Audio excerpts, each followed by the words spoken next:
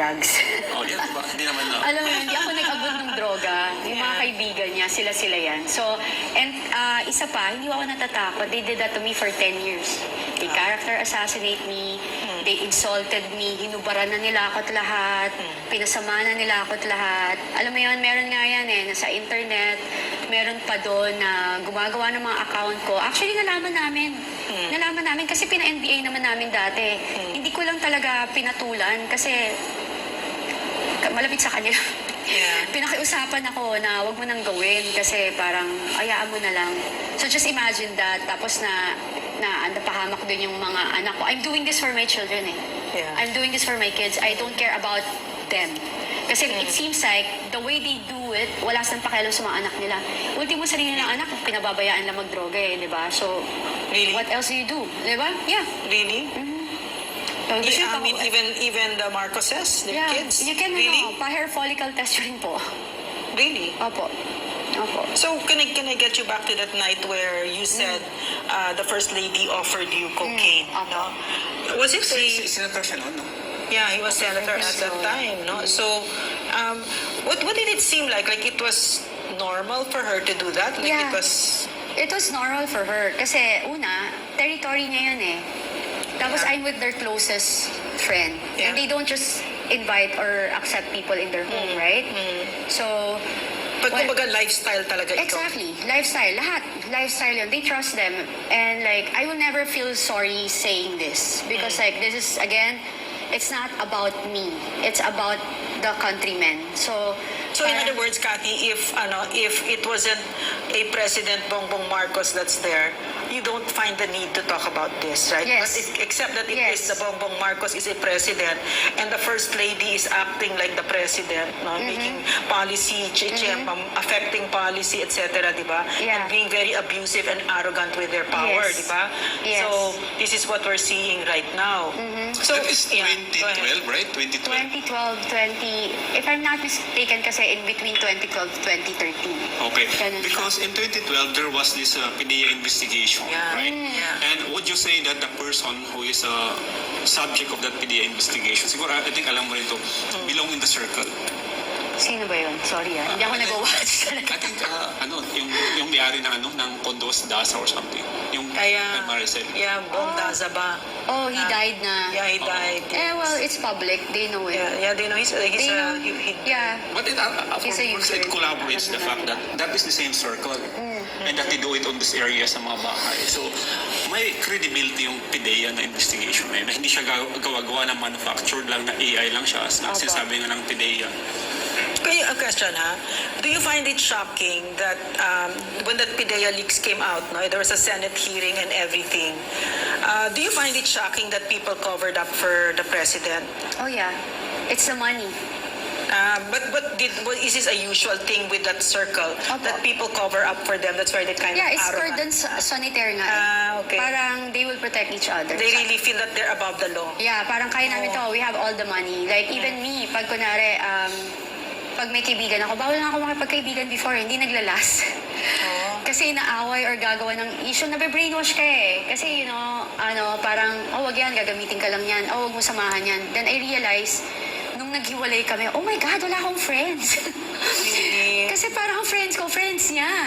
Then I asked talaga, I'm calling everybody, please help me to talk to him. Parang wag naman niya akong ganyan. Walang nakinig sa akin. Pero you know what? Sabi ko nga, then I realized now na, yun na nga, this is what's happening right now. It's scary. Kasi po, parang, yun yung nangyayari. Parang sila grupo sila. Kaya yan yung naging grupo.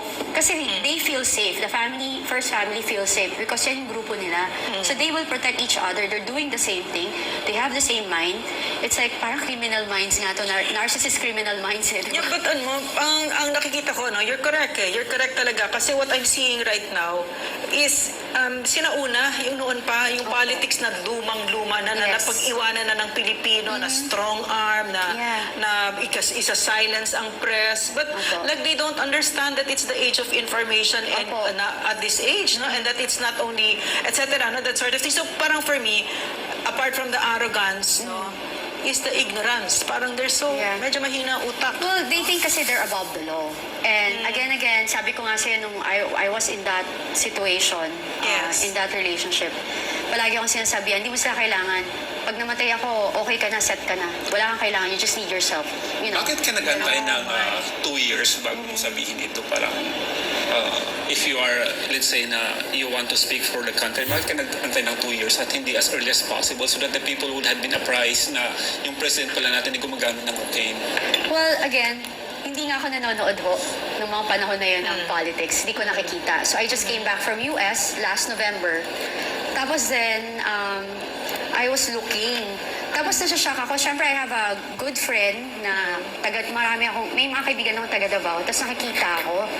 Tapos parang sa ano nangyayari? Ganyan, no? So parang, then I started watching. And I'm really like, I speak my mind eh. If you see my Facebook, I don't filter.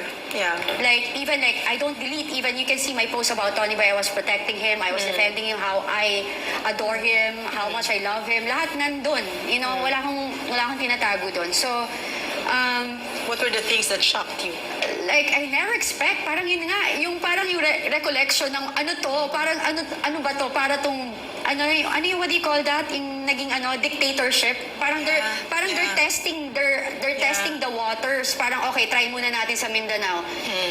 Pitikin natin ang Duterte. Yeah. Kasi takot ang tao sa Duterte. They thought they're powerful and matapang, right? So sinusubukan nila dun eh. When you try to think, this is me, I'm a very analytical woman. So when you try to think about it, they're testing the waters. If we can do it there and nobody will fight us, we can Yeah. do it everywhere. Yes. You know, that's how I see it. So they test it there. So ganon. Just imagine, former president, VP now, then religious leader. Yeah. Di ba saan ka pupunta? Di ba? Parang when you try to think about it, wow, this is really like they're trying to test the waters. If they can do it there, we can do it anywhere. You So know? question. I asked this also to the Senator Amy, no? Why did he run if wala pala siyang planong magsilbi sa bayan, no? And then she said, because they grew up feeling entitled. No? They felt that he was taught, pinound sa utak niya, that there ought to be again another President Ferdinand Marcos. So ko okay naman yun kung ipinound din sana sa utak niya na magsilbi siya, di ba? So my question to you is, no, this group that includes the President and the First Lady, is it somewhere again in their horizon to serve the Filipino people? And on top of that, the follow-up question, maybe you can put it together. What was so shocking to me is the gross incompetence. Unbelievable. Like for instance, no, the recent bagyo, di ba? Sabi nung isang sa DSWD kay President Bongbong Marcos, sir, nagugutom na yung mga tao, pero obstruct yung roads, no? Kasi nga because of the waters. Sana mag-airdrop tayo. And he said, ano ba yung weight ng he wanted to calculate the weight of what the helicopter could carry. I mean, instead of saying let's deploy the AFP Yeah, they know what they're the gross doing, yeah. incompetence. So Yeah. could you put that all together, the lack of compassion and Yeah, walang compassion. indifference and the incompetence, yung parang walang Incompetent. public service, and of Walang course the utak. drug use. How does it figure in all of this? Okay, number one, like, I'm not against all the alta there because I Yeah. know for a fact na mas marami naman na mababait, right? Yeah. Kasi hindi naman sila mabibless. Mm-hmm. So, yung mga unhappy, yun nga, kasi may kasamang droga. Pag may kasamang droga kasi, malabo. You Yeah. know? And if you're asking me, like, to serve the people, like, whoever, like, with this group, percentage-wise, I think 70-30. 70% what they will get, 30% is what they will give. I have a question, no? Yeah. I think kasi yung mga sasabihin nila ngayon na it's okay na gumagamit siya noon kasi deserve naman natin lahat ng second chance. So that after a while, nung naging president din siya and he loves the country, so hindi na siya gumagamit. So my question is, based on your experience, especially with the people around you and with your partner, madali bang i-kick out yung habit na yan? You know what? Again and again, I said it to Maharlika. You cannot teach old dog Dogs, new tricks. Kapag ang puno matanda na at nakabaluktot, hindi mo na po ito matutuwid. It's been there a while. I believe in forgiveness. I believe in that. Pinatawad ko naman eh, 'di ba? Sabi ko nga, ang paglabas ko dito hindi naman for my own sake eh. Actually, ni-risk ko yung buhay ko. Left and right, for sure. Tatry silang magdemanda sa akin. I'm ready naman. I'm really ready. I don't mind, 'di ba? Parang ready ako. Pero ako, I'm just speaking my truth.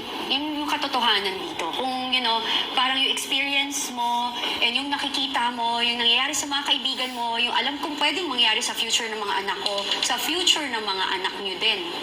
Hindi po ba kayo natatakot? So, in the year na first na nakita mo si President and in the time that you were with your partner, so all throughout those years, mga 10 years yun, no? So, alam mo, during that period na gumagamit si Bongbong, our President. Well, to be honest, kasi hindi ko naman siya nakikita every time, di ba? But on those occasions, Yes, oo. so hindi lang siya one time, it's also a period of time. Opo. So hindi ibig sabihin na one time deal lang na malay mo, on that day, and on that time, nag-try lang siya. No? So hindi nila pwedeng sabihin na, malay mo, this is the time I want to try. I'm curious. Yeah, So yeah. at least you can testify, or you can state na it is something habitual and it's over a period of time. Opo. Attorney, I want to answer that question. You asked kanina if he wanted to, how hard is it to kick that habit, this addiction? It's very hard. It's hard enough even if you want to. No? You really need professional help. Pero a drug addict has at least 5 enablers, no, in a family. But this one, no? He doesn't even, he's not, the number one rule in the 12 steps is, number one is you admit that you are powerless. But you admit and you stop all the lies. Do we Correct. see that? We don't see it. Yeah. And as Cathy just testified now, just told us now, no? They don't see anything wrong with it. It's a lifestyle. Do you want? Do you want? Diba? May ganyan-ganyan pa to si First Lady, diba? Nang pupush pa ng drugs, diba? So yun yung nakikita. So, okay. Anyway, yan. Senator Amy. So, anong masasabi mo dito sa mga pasabog ni Cathy Binag? Anong masasabi mo sa pasabog ni Cathy Binag? Na mismo mga anak, mga pamangkin mo na 2 anak ni Bongbong Marcos. 2 sons of President Ferdinand Marcos Jr. is using cocaine, using drugs, according to Cathy Binag.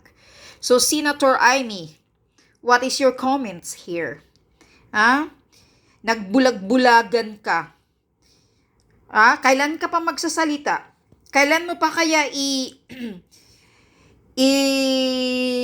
name drop, or kailan mo pa kayang ibubulabog ang katotohanan about sa kapatid mong si BBM? Na matagal nang gumagamit ng cocaine. Nagbingi-bingian ka, Senator Amy. Ang akala mo, mismo si Maharlika, matagal nang sinasabi ni Maharlika na magsalita ka. Huwag kang magbingi-bingian dahil ikaw mismo na kapatid, alam mo ang buong katotohanan kay Marcos Jr. Nasabi pa nga ni Maharlika, nung naghihingalo na ang ama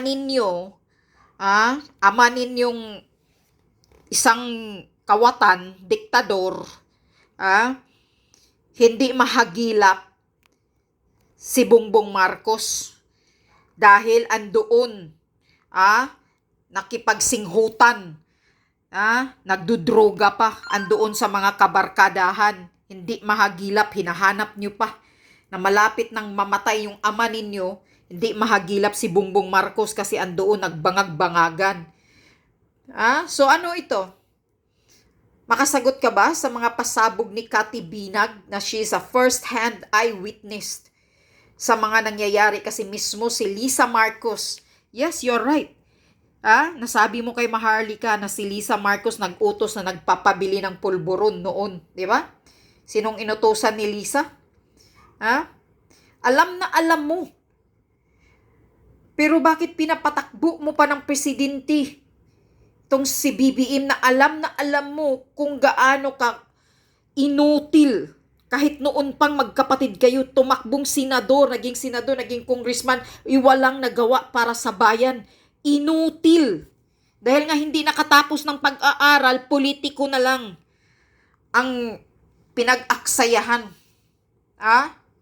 Dahil sa popularity ng Marcos, ayan, nananalo ang hinayupak. Pero ikaw, Senator Amy, ikaw ang malaking may kasalanan sa taong bayan. Dahil ikaw ang nag-udyok kung ano man yung mga plano ninyo dati with Sara Duterte. Kaya nililigawan mo si Sara Duterte na patatakbuhin under Marcos, under BBM Vice President.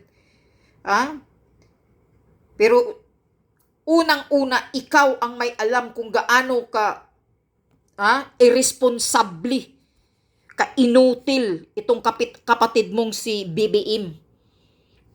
Kaya ikaw, hindi lang yan, kung gaano kadurugista. Yan ang tawagin namin. Sabi pa ni Atty. Glinchong, drugs user. Kung gaano kadurugista yang si BBM. Alam na alam mo yan, Senator Amy. Tapos ngayon, nagbingi-bingian ka.